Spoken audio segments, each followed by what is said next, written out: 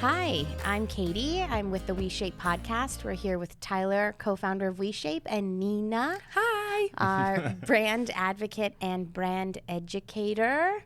I'm excited today. We have a guest. Yes. I love when we have guests. I love to hear from other people, their stories, perceptions.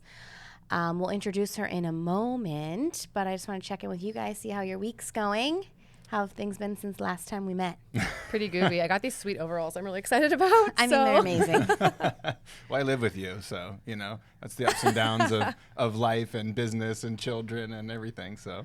Yeah, it's been a busy week. The last quarter of the year is our prep for all the people who want to lose weight that we're going to convince not to lose weight in the beginning of the year. So we're doing a lot of work around that right now. But I actually wanted to bring up something that came up last week in the last few days for us. I finished my last audiobook, and one of my favorite things is when I finish a book and get to pick a new book. And I was like, I'm going to pick something that's like on body image or, toxic weight loss culture this time. And I found a book called You're Not a Before Picture by Athelete. And within 3 minutes, I was like, uh-oh, and I paused the book, and then I texted you, and I said, girl, get in the book now. Yeah. And then I sent it to Tyler, and I said, you need to read it. And then I've actually had a number of meetings with our team this week, and I was like, basically everyone in the company has to read this book. Mandatory. And I do hope that we can actually get Alex on the podcast. That would be incredible, because she's bringing up so many things that we bring up. She's talking about so many things that we've been in discussion about. And she's really shed a lot of meaningful light on a very toxic culture centered around body image and weight loss. And she's really debunking a lot of myths, bringing a ton of awareness. So, you know what my favorite part was thus far? Is just in the beginning, it's just a history of why these beliefs exist in the first place. And it just goes through situation after situation of someone telling people that they need to change how they look in order to fit some sort of standard, right? And I think the history for me is really helpful in understanding how systemic this is and how difficult it is for us to change that belief structure when it's been around for, what is it, Hippocrates started this in like 3,000 years ago. And it's just all right? make-believe. We just decided is. one day. And, so I really hope that we could bring her on. So, Alex, if you're listening, I'm going to send you this podcast. But she just brings up so many valuable things. So we'll keep reading that if you guys will promote this book, because people should buy this book, especially if you struggle with any type of body image issue, which basically everybody does, or if you have young children. Like, everyone should read this book, just so that you can go, if you're going to go in and be on a diet, you can at least have eyes wide open, because that's what she's saying, is that, like, she's angry that she wasted so much of her life and so much of her time and money and energy, attention. Yeah. And so it's like, I think she's just like fed up, and she's like, I'm just living free now, and I want all of you to experience this freedom that I have on a daily basis where my mind isn't consumed, right? Like, time is not an infinite resource for us. And so I think it's really important to remember that. And when you wake up in the morning, if you could even just like journal what you give your time to every day, and remember, your thoughts take up your time. And so if your thoughts are, how many calories did I eat? Did I get my workout in? Did I do this? Am I doing this? Is my body? It's such a waste of time. And you know what's twisted about that? Our friend Forrest, who leads some of our mindfulness coaching, mentions this a lot. He says that more than 90% of our thoughts are repetitive and habitual.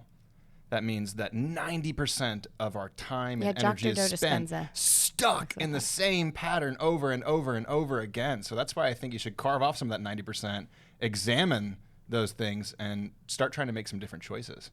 Yeah, I think Dr. Joe Dispenza talks about that too. That's right. Where it's like the same thought patterns over and over, and until you go stop and know that the same thought patterns are happening. It's like awareness, right? And we actually had a really fun team meeting yesterday with the people at WeShape who develop our content. Amazing team.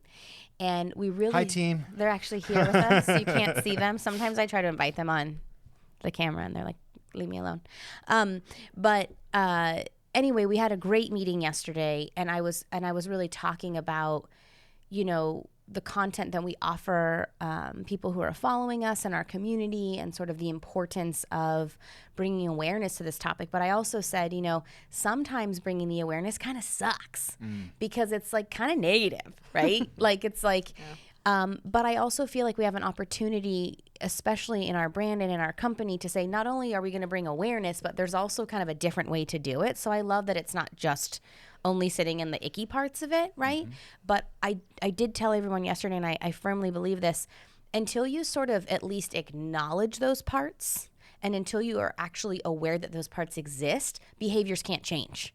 So it's a part of the process for us to have to talk about it and to bring awareness to it, so that our mind can get out of that same thought pattern every day and have just a different way of thinking about things. So I think that's so important. Like, to me, if you want to change an aspect of yourself, you start with just sitting and questioning all the different things that you're doing, and you become aware of your patterns, your beliefs, etc. And then you can fight that for a long time. And trust me, I fight it every single day about just accepting what is, right? Accepting those parts of yourself. And then also reaching deeper to find what feels truly authentic to you, right? And those steps are so important. But if you can't sit and just ask yourself the question, what is my intention in doing this? What is the reason why I'm doing this? Then you'll never be able to change anything. So that's probably why we talk about awareness over and over again. And if your reason over and over again is to lose weight or look different, it's not the reason. Don't do that. I'm just gonna say that. And that's what I was saying yesterday in our team offsite. I was like, when you start to bring awareness and understand all these toxic things about toxic weight loss culture, there's a part of you that wants to throw the baby out with the bathwater and be like, we don't even need to exercise. And then I was like, okay, I got to pause and say, we can all agree that movement in the body is important. Moving your body makes you feel better. It's less pain. You sleep better. But it's the relationship with the movement. It's the intention behind the movement that is critical. So I'm not here to throw out the product that took us 3 years to build. I'm not here to bash exercise whatsoever. I'm actually here to promote a healthy relationship with movement and with exercise and with working out, one that's rooted in a really meaningful, deeper intention than I need to adhere to a social standard to receive external validation. That's right. So we're just here to bring awareness to it, as always, every week. We're not going to get it right. We're just learning ourselves. So remember that working out is not a punishment for the way that you don't like how you look because you want to change, right? It's a celebration of your body. And like you said, if you're mindful about it and you really connect with what that movement feels like, that's what gives you that deeper insight and awareness into what your body feels like when you're having emotional reactions, when you're having any sort of reaction at any point. So I think it's really important that we don't just move to take care of ourselves and to build strength and confidence and flexibility and the ability to move around in our daily life, but we use it as a tool to deeply connect with our bodies and start building the awareness of the sensations that we feel inside our bodies.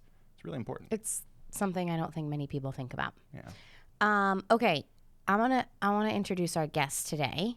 So I want to say that part of the reason I asked Nina, I said, I want to bring a guest on who's kind of still even in the teen years, right? Like someone who's really been raised in social media. So part of my background from years and years and years ago was in child and adolescent development. And part of the reason I went into that profession when I did was I had this moment of zooming out of our society and our collective whole. And I went, wow, there's a lot of issues. And I could work with adults and help them unravel all the issues, or I could just go to the source of why they're happening. And so I've always been fascinated with child and adolescent development because I do believe that obviously kids and teens are the future of our society. And so their beliefs and their understanding of the world is really important to me.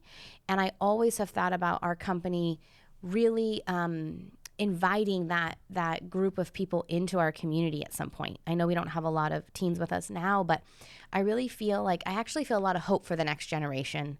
And I wanted to just sit down with somebody and discuss what their experience has been like growing up in an era of social media, right? We all have social media, but we didn't have it. Social media didn't come out until I was in college.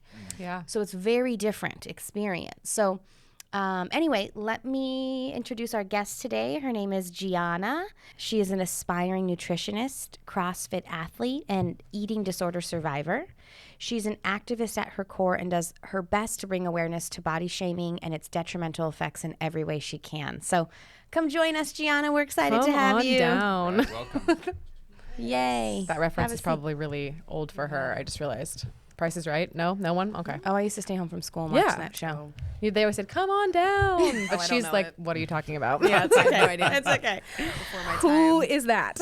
Well, welcome. Great start. Welcome, Gianna. Hi, thank you We're for having so me. excited to have you. I mean, I told excited. Nina like a month ago, I was like, I want someone who's like Gen Z in here. Like, I got to get in the minds and get the voice of this next generation out, because the topics that we're discussing, the awareness we're bringing to toxic weight loss culture, the future is your age group, so we need absolutely. you. Yeah. So Save us. why don't you? Yeah, please. Why don't you start with? Do you mind just like sharing whatever you feel comfortable with, but your story? Yeah, like, I want to know more absolutely. about you. Yeah. And Okay, well, I am a high school student currently. I'm a senior in high school, and I started like becoming really fascinated with like eating disorder and eating disorder recovery when I was about 12 or 13. I was exposed to diet culture really young. I was probably like 9 or 10 when that became like a very like dominant part of my life, like being exposed to social media so young. That was what I was exposed to so early. And so I developed really unhealthy eating habits at a really young age. like, what age do you think that started for you? Probably like 6th grade. So I was probably like 12. I was really young.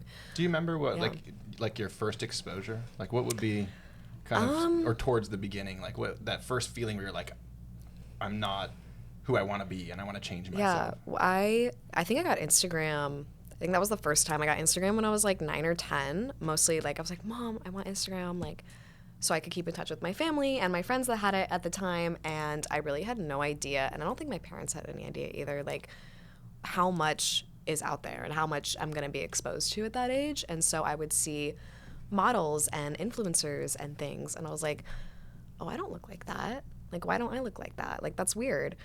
And so, by the age of 9 or 10, I was immersed in this,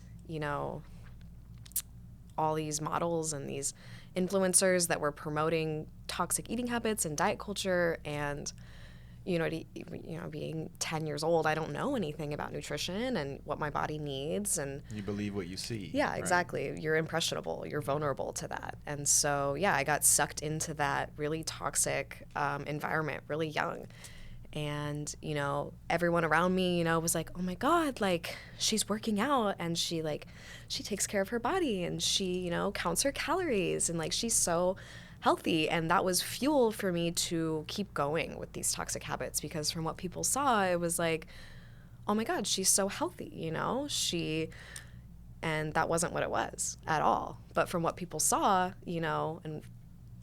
people saw me counting calories and me working out at this young age, and they were like, wow, like she takes care of herself, she's so healthy. And that was motivation to keep going with these unhealthy habits. And it really So tell me more about the progression. So you kind of get in social media around the age of 10. You're noticing models and other influencers. You're seeing they look a certain way. I want to strive to look this way. Mm-hmm. I'm going to monitor the food that I'm eating and exercise with the intention of achieving this goal. Yeah. And then did it just kind of spiral? And when did it, like, you or someone out, in your family or friends say, whoa, Gianna, this is actually not a problem? I didn't realize until a lot later what I had. And I had an eating disorder called orthorexia, which is like the obsession with being healthy, essentially. So, when I was younger, I'd see all these, influencers and people on social media, tracking their calories and weighing their food. And I remember someone for Christmas got me a food scale because they were like, she's so, she loves health, she loves fitness. And so my family, they got me a food scale. Oh, wow. And, that's, no attack on them. They thought that I was actually in a really good spot from what they saw. So that also allowed me to take off to a whole other level. I became so obsessive, and I downloaded MyFitnessPal, and it really just began to spiral into counting everything and weighing everything. And I, didn't know what kind of nutrients I needed at that point in my life. I was 13, 12, growing, developing, and I was under eating. I wasn't eating enough, and I was so nutrient deprived, and my eating disorder slowly turned into a binge eating disorder, where I was so nutrient deprived and so, starving basically at the end of the day, that I would just binge and binge and binge at night. And, every night I'd be like, okay, like, tomorrow's reset, like, we'll try again tomorrow. And the cycle would just repeat day after day.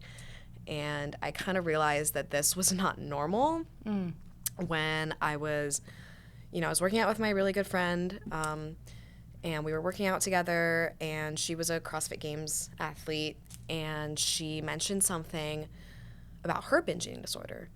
And I was kind of like, oh my God, I have that too. And that's when it kind of clicked for me that I was like, I'm doing something wrong. Like, this isn't right. Yeah. So you just kind of were able to, like, at that point see, I mean, before you had that moment of, like, a download, were you, like, in a space kind of psychologically and emotionally where it was just kind of like the cycle of, I'm going to try, and then I'm going to binge, and then I'm full of shame, and then I'm going to try again. And so it sounds like it was kind of going from kind of obsessive behaviors around food and calories to binge to shame to lather, rinse, repeat. Yeah, absolutely. And then was there ever a point where anyone in your family was like, we don't feel like this is a healthy relationship with food? I mean, it's difficult. Like a couple weeks ago, we had someone on the podcast whose mom worked for a weight loss company.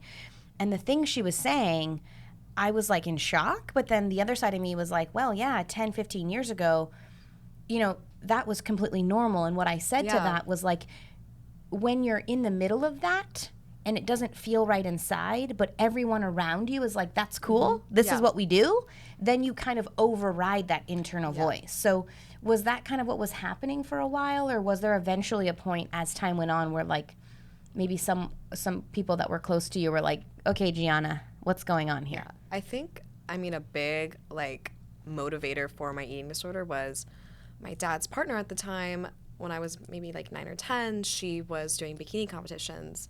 And so me being, 9, I watched her count her calories, eat super strict. And, I like vividly remember her eating like asparagus, rice, and chicken, like for every single meal. And she had very strong beliefs around health and fitness. And she always told me, from a young age, like, if you're going to eat this, you're going to get fat. And so it was always like the fear of becoming fat growing up. Like, that was a huge fear I had because, I was told, if you eat this, you're going to be fat. You don't want to look like that. Like, you don't want to look like that.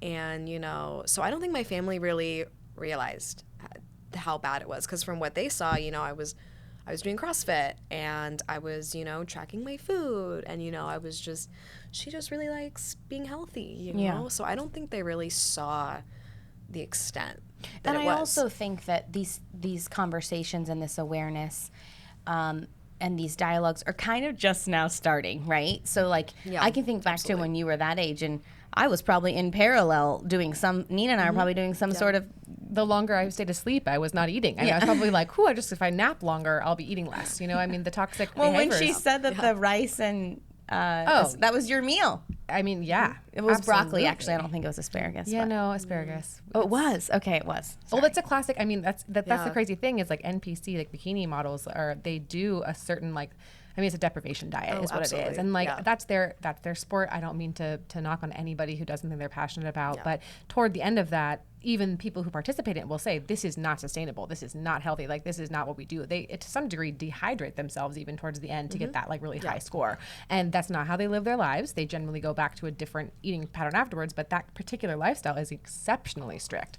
And if you were witnessing that at such a young age and thinking, well, this is what you eat if you want to look like this way. And then the way our culture rewards that behavior, right? Oh, she tracks. Oh, she exercises. She's on top of it. That's great. We really reward that. Almost something to be proud of. Yeah. So, Can I say something about that real quick? Absolutely. I think it's so important to highlight it is, like, when someone starts to achieve success through their efforts and they're rewarded by society, it gives us this motivation to continue that toxic behavior. Yeah. And I am no stranger to this myself, in people being like, wow, look at all the exercise you're doing and look at all the discipline you have and blah, blah, blah, blah. And it gives you this kind of false sense of confidence around holding up that narrative until you realize oh crap, this is just the same exact thing in a but different in the skin. direction. Yeah, it's just a different skin, right? And it's really an interesting one, because I feel like not very many people have that experience as much as people who maybe don't actually take the steps towards that, right? And when you do, it's really hard to look at yourself in the mirror and overcome that, because there's been so much praise. There's been so much praise telling you how amazing it is that you do all these things, and it takes a lot to unwind that. Well, so because what you have to do seriously. is you have to listen to the internal voice inside that is in discomfort. But the layer on top of that discomfort is motivation for the validation that you get. Right. So once you stop valuing the motivation due to the praise that you're getting, I do really believe that beneath that is complete discomfort, insecurity. Like waste of, like, I feel like all my energy's going to this. It feels obsessive. I think that the outer layer of that, though, is look at all the positive feedback I get. And so that's going to sustain me. But I think that can't last forever. It's the same. It still comes from not loving ourselves fully, right? Yeah. And disliking parts of ourselves. And we make those decisions and we get praised for it. And so if you look at how sick that is, I act out of self-hatred. I get praised for it, so I continue acting out of self-hatred. And it's a vicious cycle. Like, again, I commend you on recognizing that so early. It like makes me like, part of me is happy that I, went through this so young and I'm not going through this later in life. But the other part of me hurts that,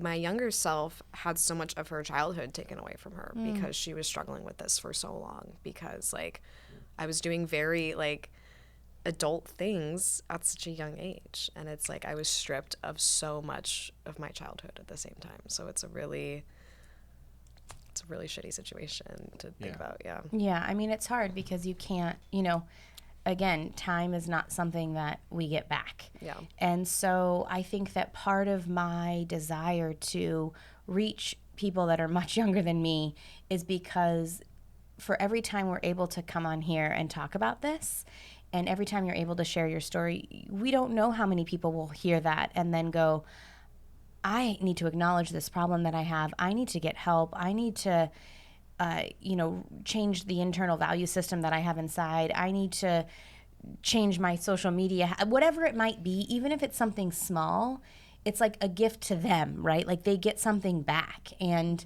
so it is a sad thing to acknowledge that you had to go through something like that in order to help somebody else. So I just want to like offer, empathy for your experience, because you did lose part of your childhood for that. And what's the saddest part about that, and that's why I keep coming on this podcast, is because it was completely normalized. It was completely out of your control. You were a child being influenced by social media and adults. You were literally just doing what was paved in front of you. Yeah, absolutely. And so tell me about the point where you said, okay, I'm not going to do this anymore. Yeah. I got to get help. I got to make a life. I'm going down a bad path. Yeah. I mean, at that point, I had become really immersed in CrossFit, and I wanted to take it to the next level. I really wanted to start competing, especially because my current best friend, like, she was a CrossFit Games athlete, and so she was a big inspiration for me. And I kind of realized, I was like, the way that I'm eating is not benefiting my performance. And I kind of noticed that when I would work out and I would get super lightheaded, or my numbers weren't as big as they were, lifting wise. And I was like, there's something like not right here. And so I would talk with my friend, and when I kind of realized that she was struggling with something similar to me, we almost kind of made a pact together, like, to get better, like, for ourselves, and so we could continue doing the sport that we love so much. So you guys just kind of slowly started to peel apart the layers and unravel the dysfunction and the disordered thinking in the way that you were approaching food. Yeah, and it was really helpful. She was 15, I think. I was 13 at the time. So I think, like, having someone who I looked up to so much struggling with something so similar to me was so comforting. Yeah. Because there was so much of me that was like, I'm the only person that's going through this. Like, this is because people didn't talk about that kind of stuff. That's what I was going to ask you. Is like, I'm trying to remember back to my friend group, and I do believe that one of the girls I hung out with did have an eating disorder, but I never knew. And then she told me years later, and I, like, remember being in shock, and and remember feeling like I wish I could have done something to help her, but I had no clue. Because is it something that you can pretty much keep pretty secretive, and so people don't really know? Yeah, I mean, I think I did a pretty good job masking it as I'm just super healthy. Yeah. You know, because, you know, orthorexia was the obsession with being healthy. So it does come off as, you know, not a very bad thing. And then, you know, the binging that I would do was in secret. Like, I don't even think my family knew that I was going through that, because it'd be super late at night, you know, when everyone was kind of to bed, and I would, you know, just binge until I was like in physical discomfort. And I don't think anybody knew that like that was happening. Yeah. So, yeah. So, I mean, again, like with your peer group, even outside of that one friend that you guys had discovered that you were experiencing the same thing. So this was not really talked about. Like, did you ever find out later that other friends were experiencing similar things? I did. Yeah. I mean, as the more that I like came out and started talking about my eating disorder, a lot of people did like come to me and be like, I'm struggled with this, or I am struggling with this. And it, you know, but yeah, I mean, also like my friend group at the time, you know, it was super normal to like not eat breakfast. And like, I mean, even still, I have a lot of friends that like don't eat breakfast or like don't eat the whole day. And it's just like that behavior in teenagers especially has become so normalized. Like, oh, she doesn't eat breakfast. Like, that's just like a teenager like thing. And I'm just like, that is such a normalized behavior. Yeah. And it like, it sucks because like all my friends did that. Yeah. You know, and it's such a normalized like eating disorder type behavior that a lot of people do, and I don't think they realize. Yeah. So I have a question. I'm curious what you think about this. So given the fact that it sounds like, you know, culturally speaking, social media was really influential in your life and was really steering you down this path that created this sort of negative self-image and could ultimately, I wouldn't want to say was responsible for, but definitely played a role in your eating disordered behaviors. I have curiosity. What age do you think kids should have social media? That's a really hard question. Because, so like I have a 9-year-old daughter at home. Yeah. And a 5-year-old daughter at home. I've got 2 younger siblings. They're 12 and 8.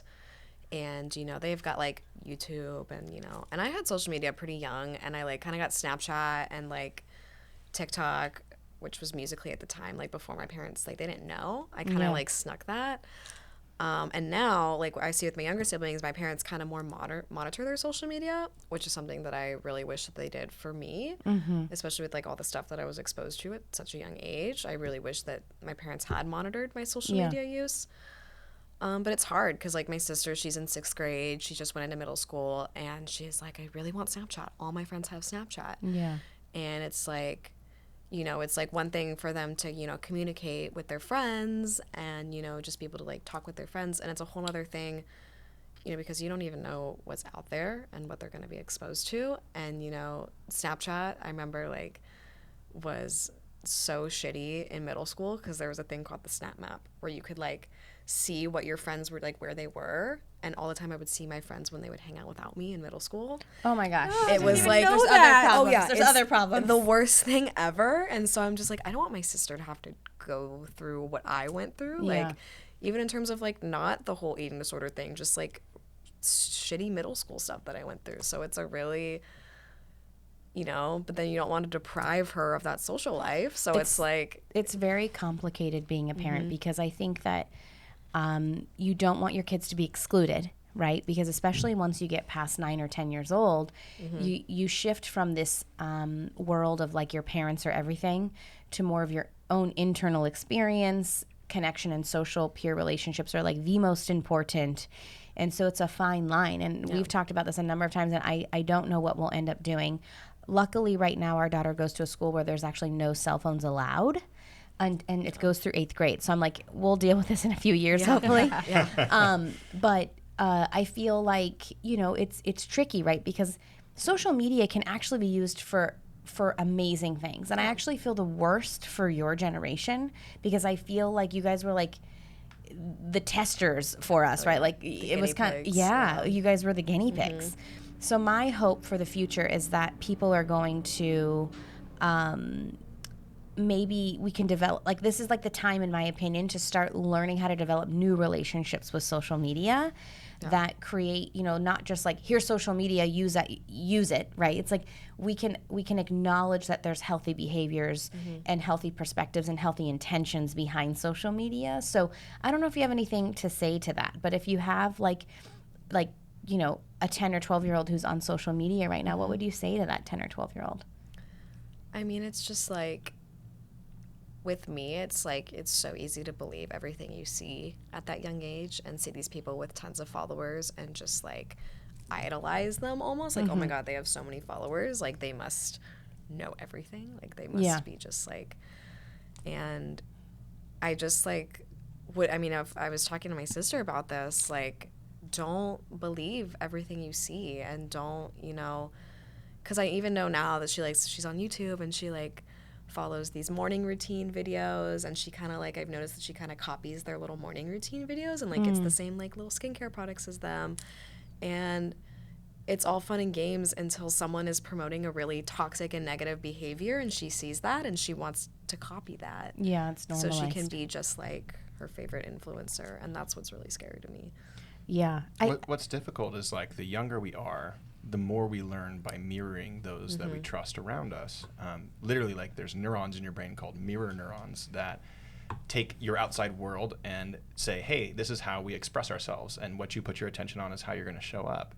And it's such a challenging thing. I appreciate you saying, don't believe everything that you see, because that's a great tool. But is it the responsibility of a child to regulate this? No, not at all, right? It's the responsibility of the people building these technologies to be more mindful of how they're wielding them.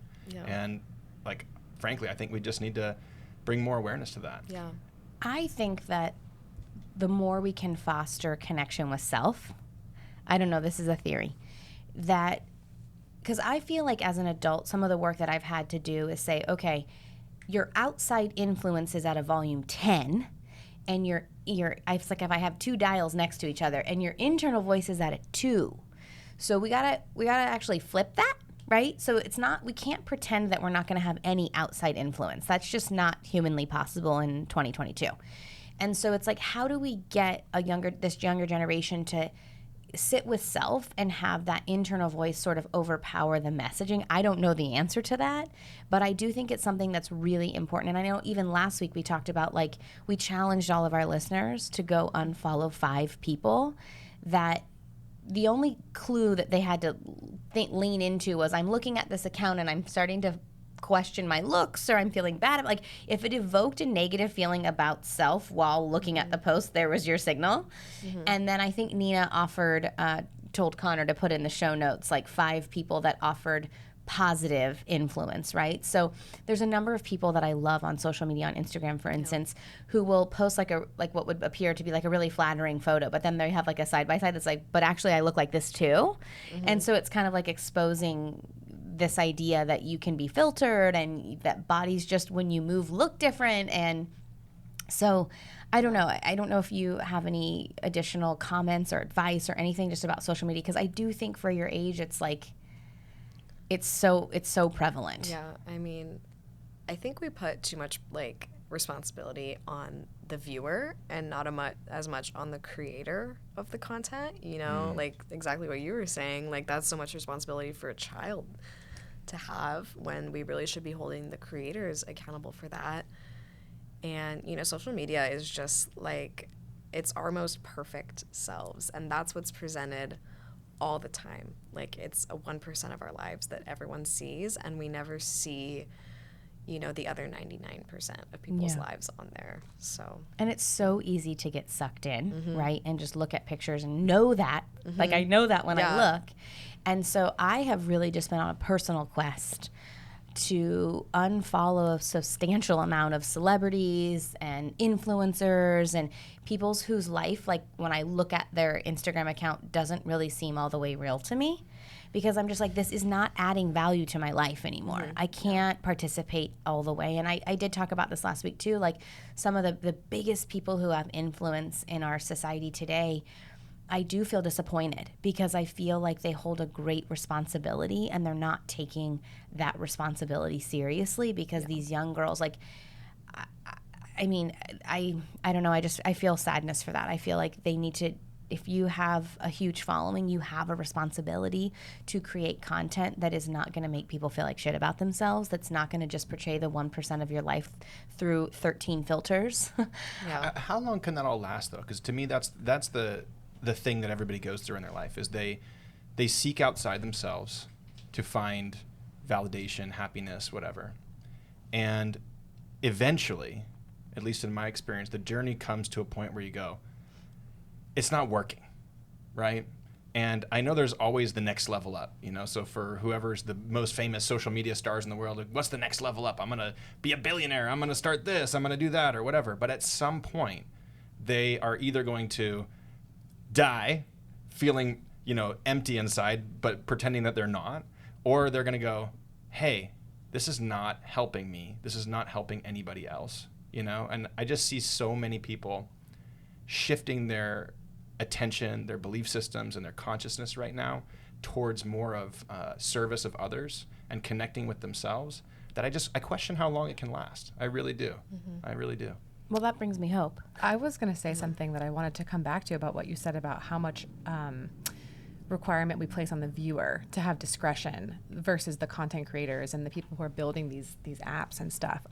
Because one of the things I came across in my travels on the internet is that, you know, the algorithms that are written, if you interact with a piece of content that supports any kind of certain imagery, that algorithm is hard at work giving you more images of that. I recently started watching a new thing, and like there were thousands of videos that popped up in my feeds right away because of that. And it wasn't something I normally interacted with. And I hadn't seen it so clearly previously, because most of what I tend to view in my social media journey is like kind of the same sort of stuff, friends, etc. And so when I started watching this one video, and then I saw like a bunch more videos pop up in my For You pages, etc., I was like, oh my God, I trained my algorithm for what I want to see every single time I use social media.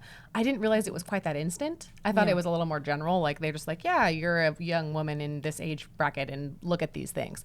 But it's so targeted and so specific. And so we have, I wish it wasn't our responsibility, but we have this power to change your algorithm and retrain it. And I know your algorithm is currently going through that right now, where it's like, what do you want to see? My Instagram is because I'm unfollowing probably like, I don't know, they're like 20 people a week at least. What does she want? Yeah. But that's the truth of it, is like what we feed ourselves, right? Mm-hmm. Like we can feed ourselves positive things if we choose to take that little piece of effort. And it's a hard job. And I wish it wasn't only our responsibility, but like that's where it's got to start. Can I say something about that? Sorry, this just fires me up, because like the reality is that the algorithm of the product that we're using, any social media app, is designed to get us to be addicted to the application, to be there more often, to use it more often, because our attention is valuable to those companies.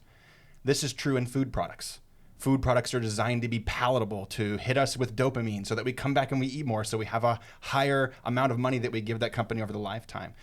Products in general are designed to get people hooked on them, right? Now, is there a good intention behind that or a bad intention behind that? That's an ultimate question there. But I think at the end of the day, it's really important, like you said, to be mindful of where we put our attention, even if we're within these products, and start putting our attention towards things that uplift us rather than things that take us away from ourselves. Absolutely. I mean, the collective whole gets to decide the things that we value.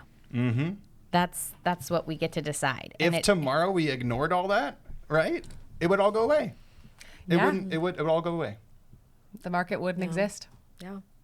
Let's dismantle some systems, you guys. Woo! So Gianna, tell me about your relationship with exercise now, because I also know, outside of even the food portion of it, a lot of people, like in our community, a lot of the products that we even made in the past were so targeted with unhealthy body image, really centered around weight loss and achieving a certain a goal. So how has your relationship with exercise shifted? Because like when you were in the midst of the eating disorder, did you feel like you were exercising to look a certain way and achieve a certain goal? And did that shift over time? So help me understand how the relationship with exercise has evolved through the eating disorder until now. Yeah. I mean, before I was introduced to CrossFit, or not introduced, my dad opened a CrossFit gym when I was, I think, 4. So I definitely grew up in the environment of fitness, but I didn't really start doing CrossFit until I was about 12. And prior to that, I did a lot of, exercise simply to look a certain way, because that's, when I was 11, 10, that's what I thought exercise was to look a certain way. And when I started doing CrossFit at age 12, I fell in love with it. And like to this day, I love being able to challenge my body and discover new things about it and what it's capable of. And I love being able to push my body and push myself. And over the years, I've fallen in love with movement, not to look a certain way, but to feel a certain way, because I do love the way that it makes me feel.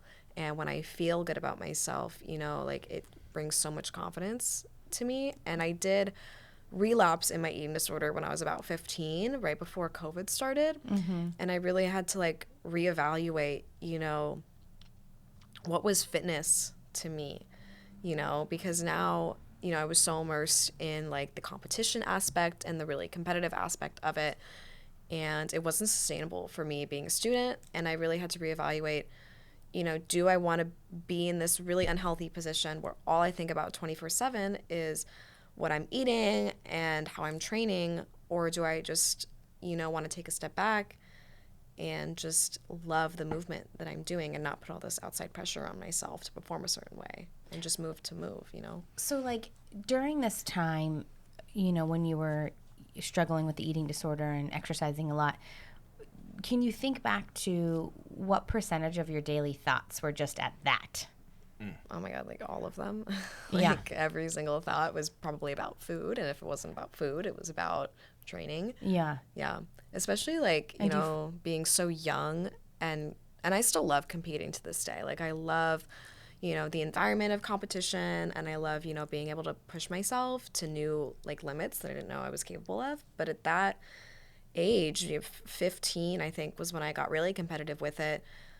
I wasn't balancing it right. I didn't know how to balance that while still being a student. And so that's kind of where I relapsed, because I didn't know the importance of my mental health and taking care of myself and being, constantly thinking about what I was eating and training 2 to 3 hours a day. It wasn't sustainable for me personally at that time in my life. But I was so hyper focused on this goal that I had, that nothing else really mattered to me at that time. So. And do you feel a new sense of freedom or liberation that your thoughts aren't all going to that? Do you still feel yourself oh, I'm going down this path, I got to be mindful, or are those parts still with you?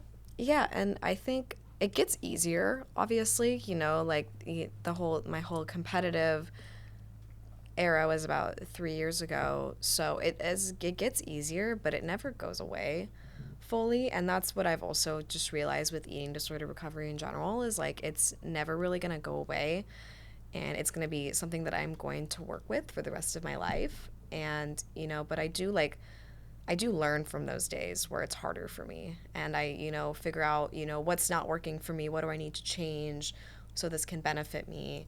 Because sometimes I do have thoughts that are really toxic, and I do let them take over sometimes, and I do have to take a step back and realize, where is this coming from? Why am I thinking this way? And what can I do to shift my viewpoint on this? So what would you say to maybe a young girl, or let me start there. What would you say to a young girl who's listening to this right now or watching this on YouTube, and who's oh my gosh, I think that I have something maybe now that I didn't even realize that, it's kind of like when you found out with your friend, you were whoa, I do that too. I didn't know that was a problem. What would you tell them? I mean, it's so normalized, and, people don't, now I see on social media a lot of people talk about their eating disorders, and including myself. I felt a lot of inspiration to share my story on social media publicly.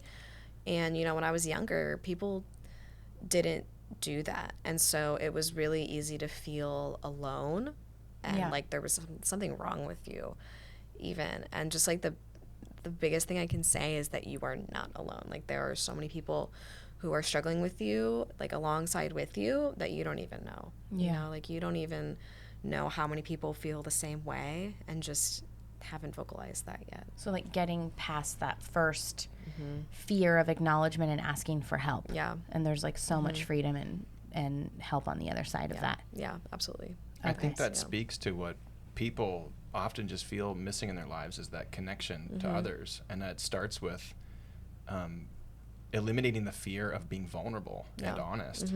And kudos for you for all these insights at such a young age, by the way. Like, I heard you say a few beautiful things, as like, I used to think that exercise was to change how I looked. I'm like, most people think that exercise is to change how they look, not to connect with their bodies and help them feel better. And that's a really big deal to have that kind of insight at such a young age. So, you should be proud of yourself. Thank you so much. I appreciate that. I mean, I still have days where I'm like, oh, like, I'm not as ripped as I was a few months ago. Like, I still have those thoughts where I'm like, and also just being in a gym with so many incredible, athletic, strong women, it is hard to, like, not compare yourself to them sometimes, because like I have so many women in my gym that I look up to and I'm just like amazed by, and it is hard to not compare myself to them sometimes. But I just like, you know, everyone's at different spots in their journeys, and it's like, you know, I'm 18, I'm 5'3", like I am a lot smaller than a lot of the girls in my gym, and I have to take that into account, that like everyone's body is different and everyone's body requires different amounts of movement or different amounts of fuel. And it's like, you know, no one, if we all ate the same and trained the same, we still would not look the same. For sure. And I constantly have to remind myself that when I start to compare myself to other women that I work out with. And I said this last week on the podcast, like, we're not born with the understanding that we need to look a certain way, right? Like, that is a construct that was presented to us by society that we believe. So if it's not inherently true, that means that there's an opportunity to have a different belief. So I've been trying to remind people that too, that bodies change, you know, especially for women as you age, mature, maybe you have children, maybe you don't. Like, everybody's body is so different. And I think what happens in our society, especially through change, is, what I mean by change, like by when your body is changing, is that we got to keep it the same. Right. And it's like, well, why don't we actually celebrate what your body is doing, you know? And I think that's a really hard thing to do, and I've struggled with that myself after having 2 kids. And so I think it's important to bring awareness to it. But I do appreciate you kind of sharing your story with us, because I feel like I want younger girls to be speaking out about this and saying, like, enjoy social media, have fun. But I still want to deliver the message that you get to choose, you know, who you follow and what happens when you see that person. And it's okay to just unfollow somebody. You're not rude. You're not being disrespectful. If I do agree with you, though. I think it's a co-collaboration of creator and user. And I think that especially for young children, the parents have to be a part of that co-collaboration and really instill positive social media habits. But I'll say, you know, my dad has always told me, what does my dad say, Tyler? More is caught than taught. More is caught than taught. So that means that the parents have to be practicing those beliefs as well, right? So, but I really do appreciate you coming on and sharing your story. Is there anything else you want to say before we go, but like just to any of the teenage girls out there? I mean, I was kind of thinking about, you know, when we talk about social media, and I did start sharing, you know, my process with my eating disorder recovery when I was about 14.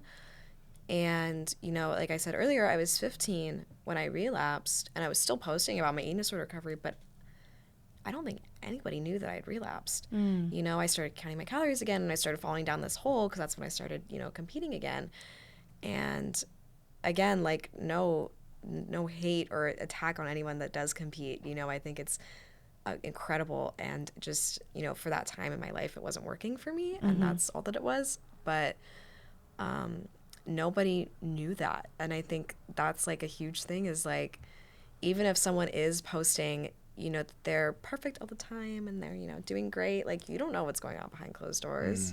You know, I was still posting about my eating disorder recovery and, you know, like, self-image, and I was still posting about all that stuff while I was relapsing and still struggling. And kind of when quarantine hit and I was, you know, alone, that was when I really just like completely reassessed and was like, something's got to change here. So, I mean, I think people don't recognize how much energy it takes to hold up a story. I think it's until we can go, I'm not going to hold up the story anymore. I'm just going to be a human in the world. And I'm not going to try to like attach to a specific identity that then I have to project outward so that people see. Right? So I think it's a little bit of the deconstruction of that. Of I'm an athlete, or I have this body shape, or I do this diet, or I do this thing. It's like we attach to these identities and create a whole story about who we are. We all do it. And then we have to withhold that story. And when you have to hold on so tight to a story, there's not a lot of room to just say, I'm a human and I'm actually struggling right now. And so if I hear you, if we can take anything away from today, it's that the silence actually creates more of a bigger problem. And it's that ability to face and have the courage and be brave enough to say, yeah, I do have this story. Yeah, my Instagram page looks like this. Yeah, I have been holding up this narrative, and I'm not going to do that anymore. And I'm just going to be authentic and honest with people. And I know that that's a huge act of bravery. But I think if we can all lean into that a little bit, I think maybe there would be a little less suffering and people could get more help and bring more awareness to this problem. Yeah, absolutely. I so agree. I wanted to say one more thing that you pointed out, and that kind of ties into the social media and attention, and I just want to highlight it because I think it's so important. We're talking about where you put your attention in social media and saying, don't choose this, choose that. And you said something really powerful, that the thoughts don't go away. Right? If anybody out there has struggled with anything, then you know that the thoughts don't go away. And just like with social media, we can choose what we want to put our attention on. So when that thought arises that's negative, are we going to focus on that and breed more of that? Or are we going to look at it and go, unsubscribe and unfollow and try to put more of our attention on the thoughts that really nurture us? So, and not associate yourself or your identity with that thought. You are not your thoughts. And a lot of our thoughts that are in our mind were actually never put there by us, which is the entire premise of this podcast, that no one was born feeling like shit about themselves. We learned those behaviors, and I want to help people unlearn those behaviors, including myself. Yes, please. Yeah, like we were not made to, spend our whole lives trying to look a certain way. That's like not why we were put on this planet. So, Yeah. Well, thank you so much for joining us, Gianna. It's just been such a privilege to be able to talk to you. And I really commend your bravery for being able to be out there and share, because I think the more people that do that, the more that other people feel like they don't have to be silenced and hide behind that wall, hide behind that Instagram page, right? And so thank you so much. We really appreciate you being here. Me. I really appreciate it. Thank you. Thank you. All right. We'll see you guys next week. Take care.